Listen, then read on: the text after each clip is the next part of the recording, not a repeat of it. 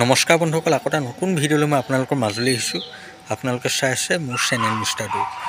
বন্ধুসকল, আপোনালোকে মোক সদায় কমেণ্ট কৰি কৈ থাকে যে যেতিয়া কিবা ডাঙৰ উপহাৰ কুপন খেল আহিব তেতিয়া সেই খেলখনৰ আপডেট আমাক দিব। গতিকে মই বন্ধুসকল আপোনালোকৰ বাবে আজি এখন ডাঙৰ উপহাৰ কুপন খেল লৈ আহিছোঁ। মানে অসমৰ ভিতৰতে সৰ্ববৃহৎ এখন ডাঙৰ উপহাৰ কুপন খেল লৈ আহিছোঁ। আৰু আপোনালোকৰ যদি ভাগ্য ভাল হয় তেনেহ'লে আপোনালোকে এই খেলখনত 1 লাখ টকীয়া বাহন লাভ কৰিব পাৰিব। সকলোখিনি মই আপোনালোকক জনাই আছোঁ, কিন্তু তাৰ আগতে আপোনালোক যদি মোৰ চেনেলটোত নতুনকৈ আহিছে তেনেহ'লে ছাবস্ক্ৰাইব কৰি লওক আৰু ভিডিঅ'ত লাইক এটা কমেণ্ট কৰিবলৈ একেবাৰে নাপাহৰিব। কাৰণ আপোনালোকে ভিডিঅ'টো চাই উঠি মোৰ চেনেলটোত ছাবস্ক্ৰাইব আৰু ভিডিঅ'ত লাইক কমেণ্ট কৰিবলৈ পাহৰি যায়। গতিকে বন্ধুসকল আপোনালোকে এতিয়া কৰি লওক। এতিয়া আহক বন্ধুসকল আচল কথাৰ মাজলৈ যাওঁ। বন্ধুসকল, অসমৰ গোৱালপাৰাত অসমৰ ভিতৰতে এখন সৰ্ববৃহৎ খেল হ'বলৈ গৈ আছে আৰু সেই খেলখনত বহুতো আকৰ্ষণীয় উপহাৰ আছে। আৰু আপোনালোকৰ যদি ভাগ্য ভাল হয় তেনেহ'লে আপোনালোকে সেই খেলখনত মাৰ্চিডিছকে ধৰি ভাল ডাঙৰ উপহাৰ লাভ কৰিব পাৰিব। মানে আপোনালোকেও ৰাতিটোৰ ভিতৰতে লাখপতি হৈ যাব পাৰিব। বন্ধুসকল, আপোনালোকে যিহেতু কৈ আছিল যে কিবা যদি ডাঙৰ খেল আহে তেনেহ'লে সেই খেলখনৰ আপডেট আমাক দিব। গতিকে মই আজি এই ভিডিঅ'টো বনালোঁ। গতিকে বন্ধুসকল, আমি এতিয়া সেই লটাৰী খেলখনৰ উপহাৰসমূহ চাওঁ আহক।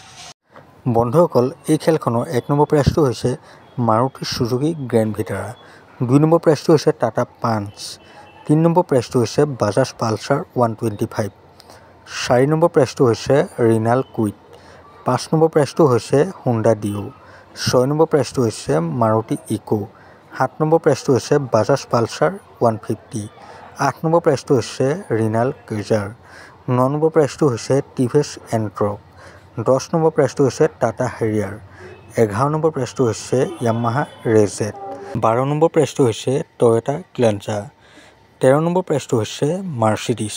বন্ধুসকল, আপোনালোকে হয়তো ভাবি আছে যে আমি এই খেলখনৰ টিকট কেনেদৰে পাম। আপোনালোকে বন্ধুসকল অকণো চিন্তা কৰিব নালাগে। মই এই ভিডিঅ'টোৰ ডেছক্ৰিপশ্যনত আৰু এই ভিডিঅ'টোৰ স্ক্ৰীণত এটা নাম্বাৰ দি দিছোঁ। আপোনালোকে এই নম্বৰটো ফোন কৰি বা হোৱাটছআপ কৰি যিমান লাগে সিমান টিকট লৈ ল'ব পাৰিব। কাৰণ মই আপোনালোকক কৈ আছোঁ যে আপোনালোকে সদায় বিশ্বাসী মানুহৰ পৰা টিকট ল'ব। আপোনালোক বহুতে মোক কমেণ্ট কৰি কৈ থাকে যে দাদা আমাৰ টিকট পোৱা নাই, আমাৰ পইচা খাই পেলালে। সেইকাৰণে মই আপোনালোকক সদায় কৈ থাকোঁ যে আপোনালোকে সদায় বিশ্বাসী মানুহৰ পৰাহে টিকট ল'ব। কাৰণ যেতিয়া আপোনালোকে কয় মইতো সেই মানুহজনক চিনি নাপাওঁ, তেতিয়া বাৰু মই আপোনালোকক ক'ৰ পৰা সহায় কৰিম। মই যদি কৈ থওঁ যে আপোনালোকে মোৰ স্ক্ৰীণত দিয়া নম্বৰৰ পৰা বা ডেছক্ৰিপশ্যনত দিয়া নম্বৰৰ পৰা টিকটখিনি ল'ব,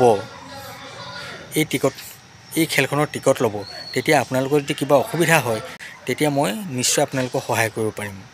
গতিকে বন্ধুসকল, আপোনালোকৰ যদি টিকট লোৱাৰ ইচ্ছা আছে, আপোনালোকে যদি ৰাতিটোৰ ভিতৰতে লাখপতি হ'ব বিচাৰে বা 1 লাখ টকীয়া বাহনৰ মালিক হ'ব বিচাৰে তেনেহ'লে নিশ্চয় আপোনালোকে চেষ্টা কৰি চাব পাৰে।